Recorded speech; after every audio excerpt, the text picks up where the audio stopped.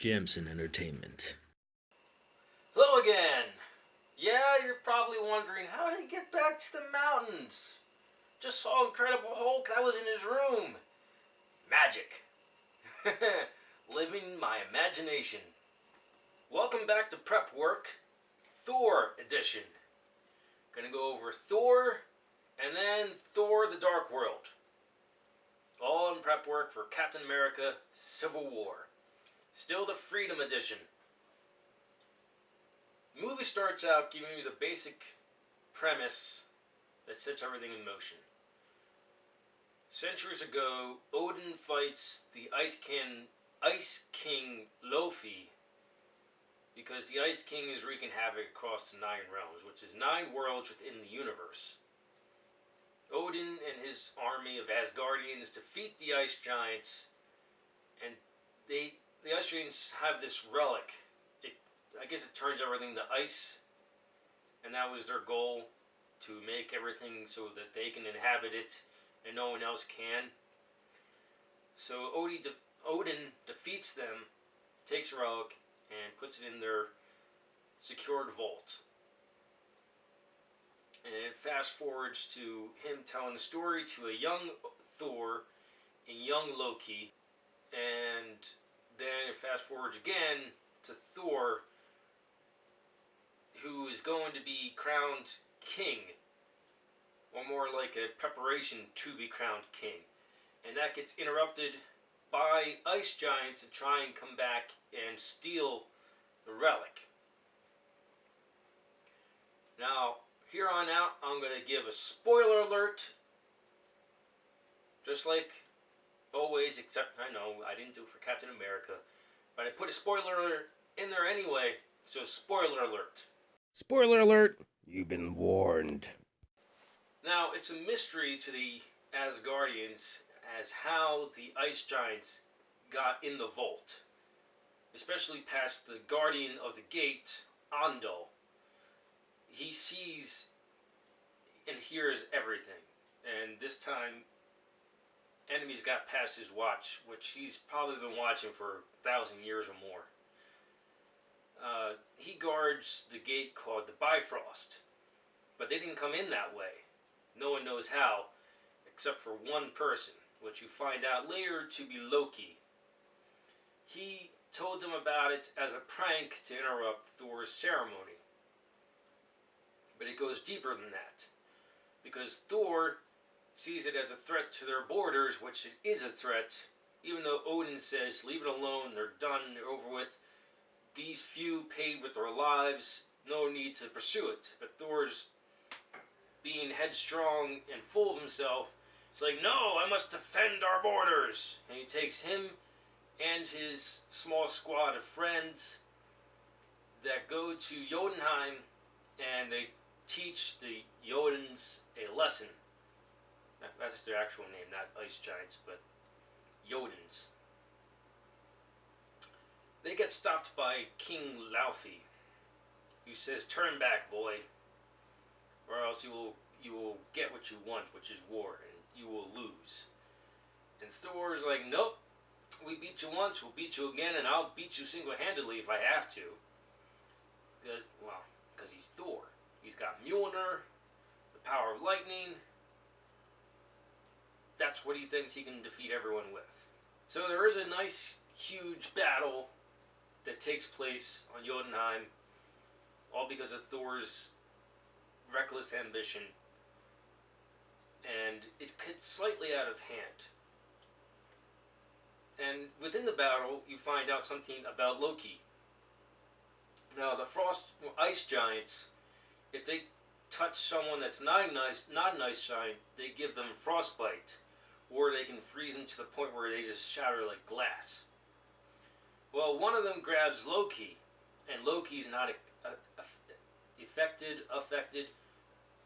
I'm sure you English grammar Nazis out there will know which one I'm talking about. He's not affected. He turns blue like the Ice Giants. You find out when he's talking with Odin that he's actually a rescued baby from the battle that Odin had with Laufey centuries ago. So, battle ensues and comes to the end of it where they have to flee because they're being overwhelmed. And Laufey wakens up one of the beasts that I guess is a guardian on Jotunheim, and it pursues him to where they came in at from the Bifrost. And Thor simply flies through the beast's head. It's pretty cool. And comes out the other side, killing him. And the beast falls off the edge and he lands safely. Now they get surrounded by the frost ice giants. I guess they're interchangeable. And Laufey basically is going in for the kill when Odin comes out of nowhere on his six-legged horse. Don't remember the name of the horse, but it's a six-legged horse. It's synonymous with Odin. And he comes down with his scepter saying, "Stop this now. The boys learned his lesson. We'll go and forget this." And Laufey's, "No. Your son started a war, and that's what he's going to get." But Odin doesn't allow it. He transports them back to Asgard. And Odin gives Thor a tongue lashing. He's like, "Why'd you disobey me? Never again. Until you are worthy, I'm going to banish you. I strip you of everything." He goes up to Thor and takes the disc, or I don't know, something magical about Thor's armor that's right here. I don't know. Strips him of that. The cape comes off. It's in the back. And then he takes Mjolnir, the hammer, away from Thor. And he says, "You are unworthy." And he activates the Bifrost and sends Thor through it to Earth. And before it completely closes, he says, whispers into the hammer, I guess he's enchanting it, "He who holds this hammer, if he should be worthy, so wield the power of Thor." And he throws it through the portal, and it comes in shortly after Thor lands on Earth. So when Thor lands on Earth, he gets hit by Jane Foster and her little group. She's an astrophysicist with her father's friend, who's I guess more like a father figure to her now, Eric Selvig, who's another astrophysicist, and then her intern, Darcy. I don't think they ever give her last name. Who's not a science major at all. Well, not like science. She's political science, but she's just doing it for the credits, I guess. She's there for the comic relief, and it's not so much comic relief. Personally, she's eye candy. I like Kat Dennings. She's beautiful. So is Natalie Portman, who plays Jane Foster. So, yeah. Thor gets hit because Jane Foster is chasing what she thinks to be a storm that's an anomaly, which it is, but it's not exactly what she thinks it is. He finds out later that it's actually a portal from another world, which would be Asgard, because of the Bifrost. They take him to the hospital, and they have to restrain him. And he finds out that he's not at full strength. He's like a fraction of his normal strength because he's been banished. So he's just a strong human being at this point. They leave to do their research, and Thor's there being monitored for, any injuries and stuff, and he's being restrained because he's considered a danger. And he is a danger because he's out of his element.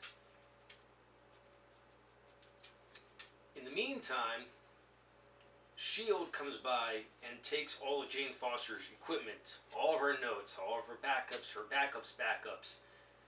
gone. Because they're studying the same thing, they're just not letting her in on it, which I actually find to be a plot hole, because why wouldn't they let her in on it? She knows best, but I guess they're just being like, we're the government, we're going to come in, we're going to take it, we don't care who you are, here's a check. Well, she says to them, I built most of this stuff, and check's not going to do it for me. And Agent Coulson, who plays a big role in these movies leading up to Avengers, says, well, I'm sure you could build it again. And she says, I just won't have this stolen from me. She's holding like her prized notebook, everything that she's written down about this. And even that gets stolen from her. And it just sucks. It shows you the dark side of government. Back to the hospital, Thor's restrained by straps because he won't contain himself. And he realizes again, trying to get loose, he can't. So he uses his brain and he slips through the restraints, escaping. And Jane Foster comes back because she figures that's the only link, that Thor is the only link to her research. He has a lot of answers to her questions. They go back, try to retrieve him, and they see that he's not there. He's escaped. And so when they leave, she hits him again, backing up. And so they load him up into the car and they take him back to their place. And she gives him some ex-boyfriend's clothing because for some reason he left them around and they fit Thor. And I guess he was also a science guy because there was a sticker there saying Donald Blake, MD. And Donald Blake in the comics is Thor's alter ego. I'm not entirely sure about the entire story behind that, but I just know that's his alter ego.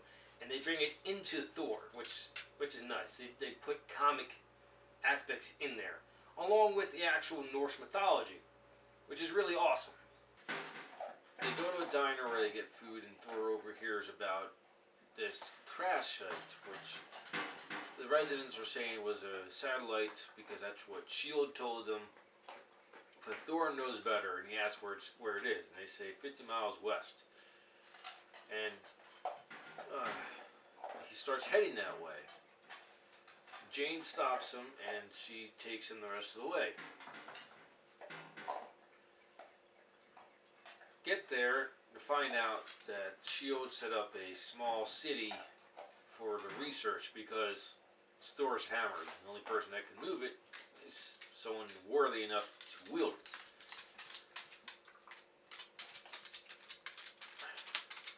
So Thor goes down there thinking he'll be able to just pick up his hammer. But he has to get through the security there first. And he does. But while he's doing that, they introduce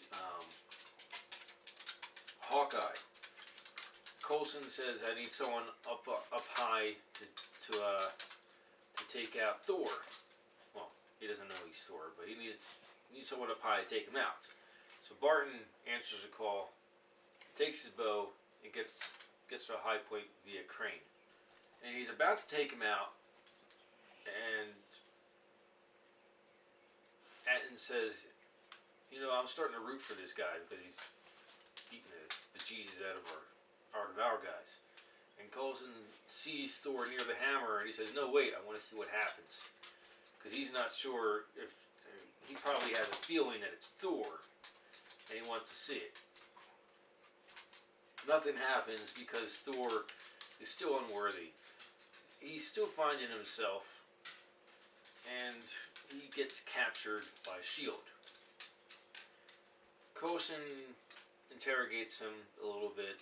He doesn't say anything. And then when Coulson leaves for a little bit, you see Loki appear.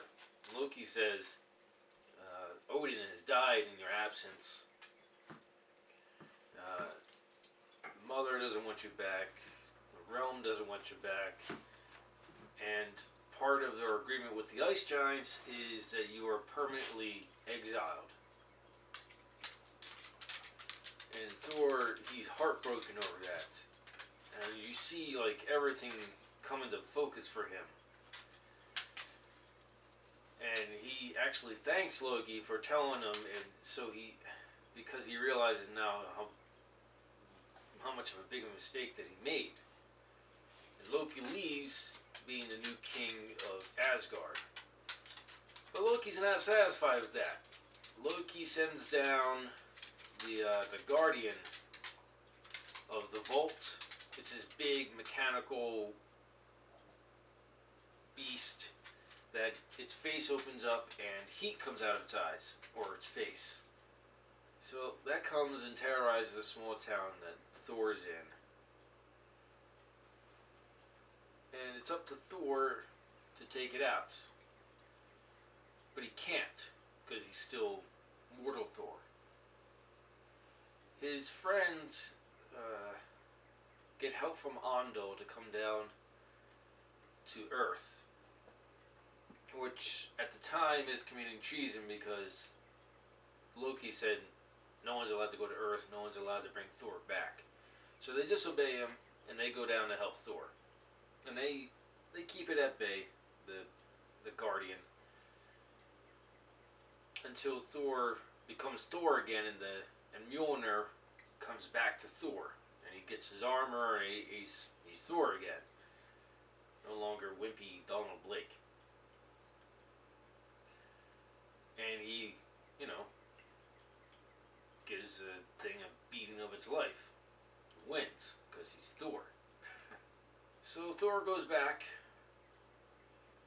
and he finds out that Loki's trying to use the Bifrost as a weapon against the planet of Jotunheim, because Loki still wants to impress Odin, who Thor finds out isn't dead.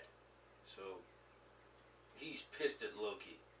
There's an awesome fight between Loki and Thor on the Rainbow Road, where a Rainbow Bridge, where Thor is trying to stop the Bifrost. Loki's trying to stop Thor. And Thor decides the best way to do it is destroy a section of Rainbow Bridge so that the Bifrost will fall off into the waterfall that it's over. And at one point, one of the funnier parts of the movie, he knocks Loki down, and he puts Mjolnir on top of him. And since Thor's the only one worthy to wield the hammer, Loki can't lift it up off his chest. It's comical. And then he calls back Mjolnir, because he was showing Loki that you can't beat me. He calls back Mjolnir, and he finishes breaking the Rainbow Bridge. Meantime, with the break, him and Loki fall off, and and Loki holds on by the King's scepter. That's what he was fighting Thor with, and Thor's hanging on by what's at the edge of the bridge, so they don't fall into abyss. The weird thing about Asgard is that it doesn't seem like to have a physical planet from what the movie shows. I'm not sure if that's in the comics, but it seems to just be in the cosmos, in the clouds. So they're hanging, and they can literally fall into space. And Odin is better, and he comes to save the day to pick Thor and Loki up. But since Loki knows he's a frost giant and knows he has no real claim to anything, he just lets go of the scepter and falls into space. And they presume him dead, but you find out that he comes back in Avengers to be the bad guy. All is well at the end of Thor, except for Loki. And go into Dark World. Thor Dark World takes place after the first Avengers movie.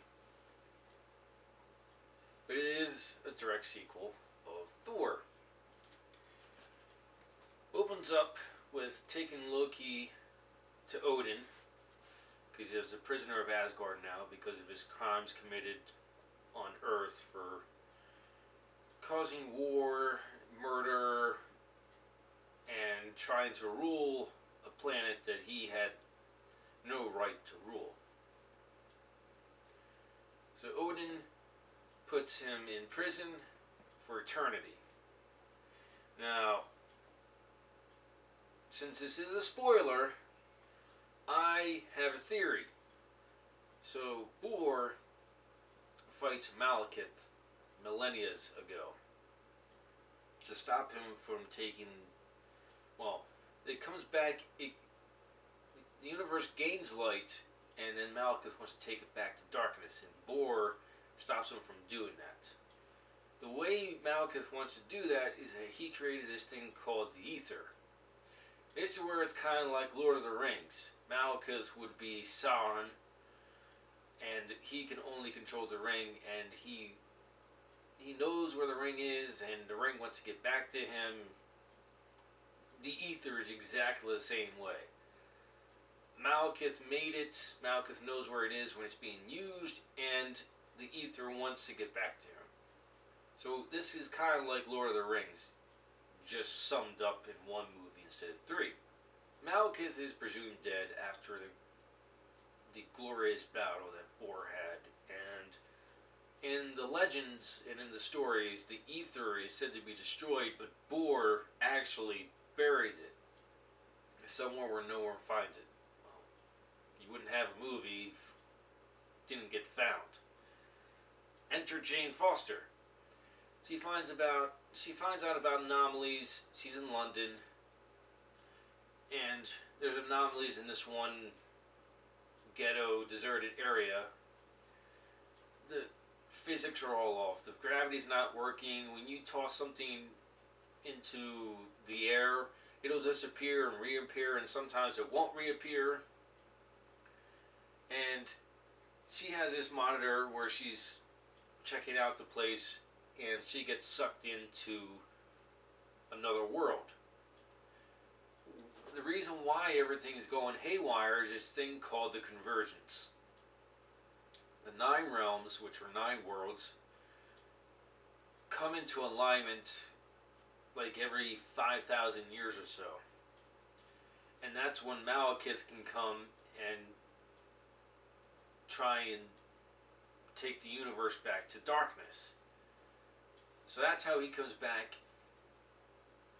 While she's in this strange place, which is the dark world, she finds the Ether, and it gets absorbed into her. And she passes out because the energy is too much for her. She wakes up and finds herself back on Earth in London, where she was left. And her intern Darcy was worried and called the police because she was gone for 5 hours, which she thought was only a few minutes, turned out to be 5 hours. And since Thor has been worried about her because he's been going to visit her lately, or no, he didn't visit her lately. He went to fight with the Avengers, but he wanted to visit her again since the Bifrost is working again. And Ando couldn't see her. Remember, he can see and hear everything. And so he gets sent to where she is in London. And they do a cool effect where he's controlling the weather, and there's a circle of a dry spot where Jane is, and everywhere else is raining.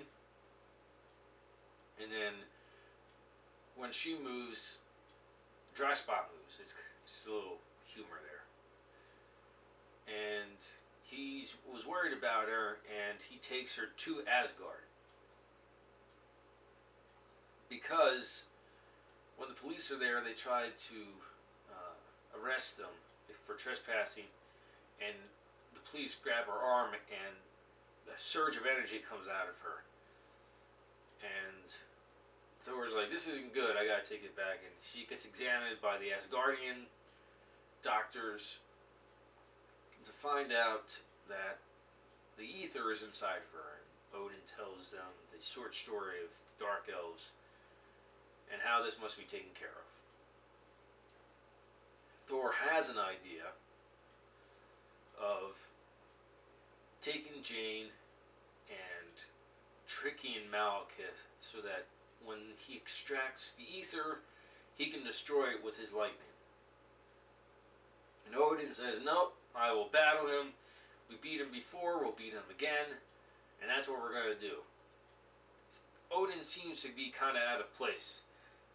I saw it for the second time, which, okay, I saw it for the second time the other day. You'll notice, I'm not, I changed my clothes. Well, I took a break yesterday, and now it's cold this morning. That's why I'm changed like this.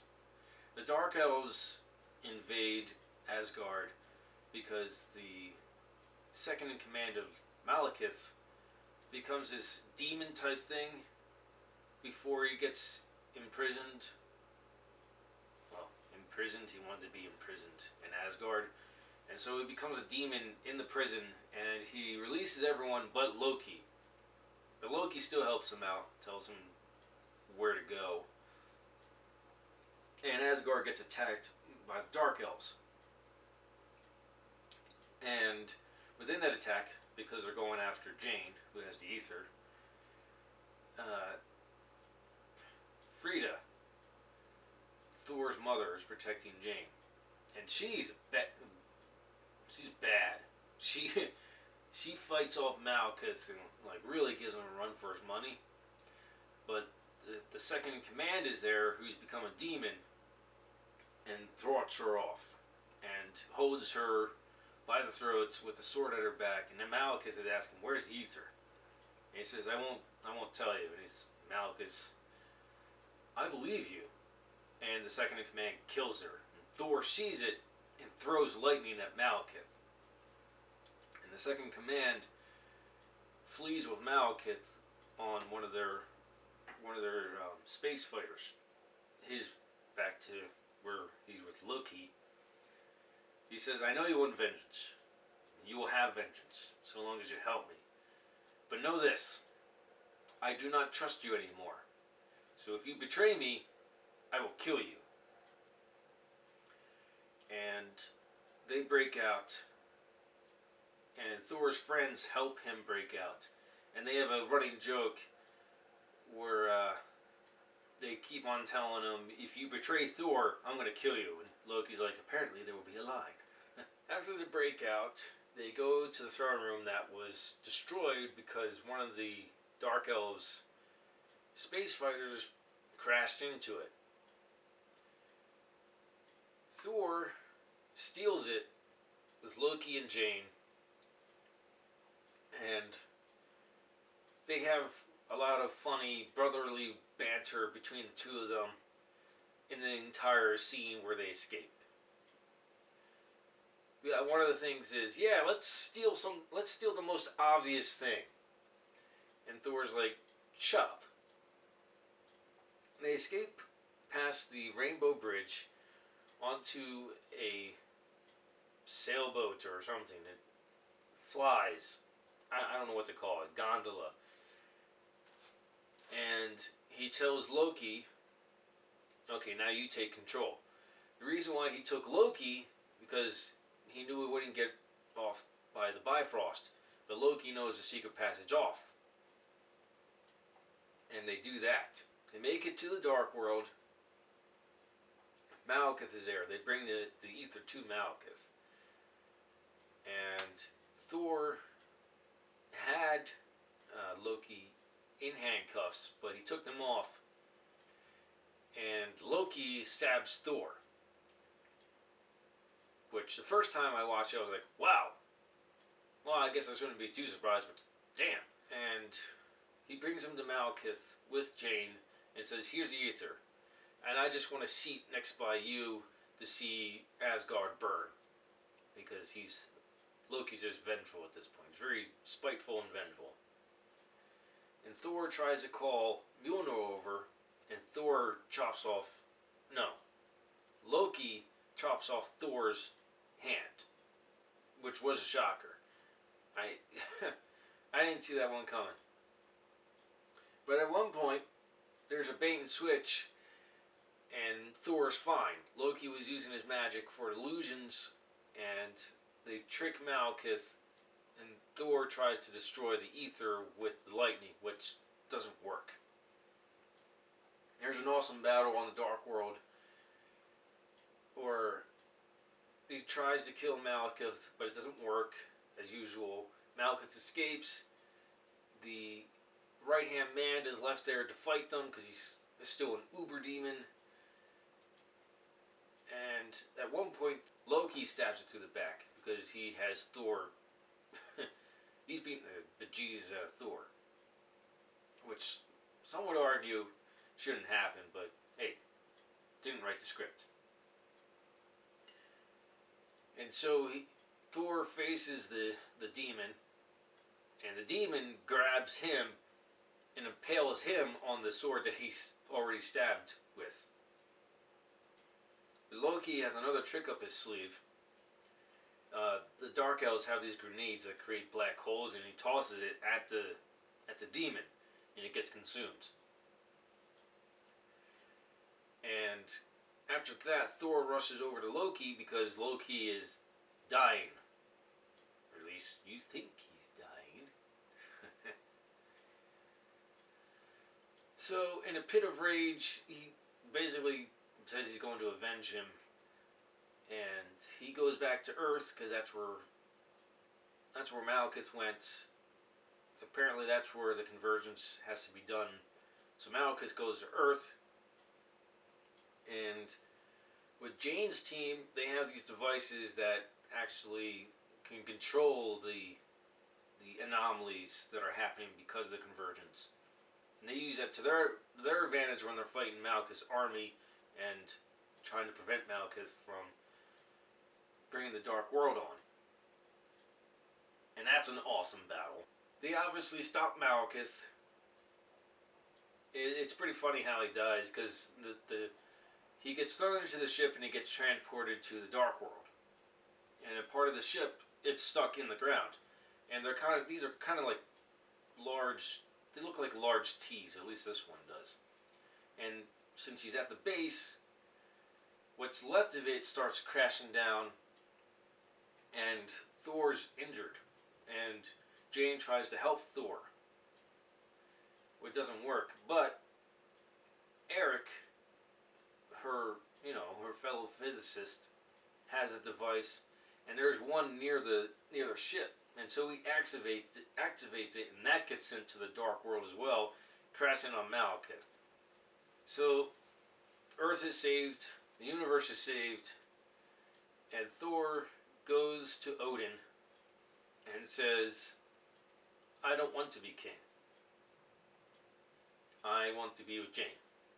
And Odin's like, "I can't stop you. You won't necessarily have my wishes, but just know that I love you, my son." And here's the twist, and here's my theory. When Thor leaves for Earth, it's actually Loki on the throne, not Odin. And my theory is that after he's imprisoned, somehow, or maybe before, I don't know, but somehow Odin disappears. There's no explanation of where Odin is, but somehow Loki, from the time he probably gets to Asgard or something to be imprisoned, he switches. I don't know what happens to Odin, but Odin is Loki the entire time. There might be a point where it's Odin and then Loki, but I don't know. We won't find out until Ragnarok, which is, I think, 2018.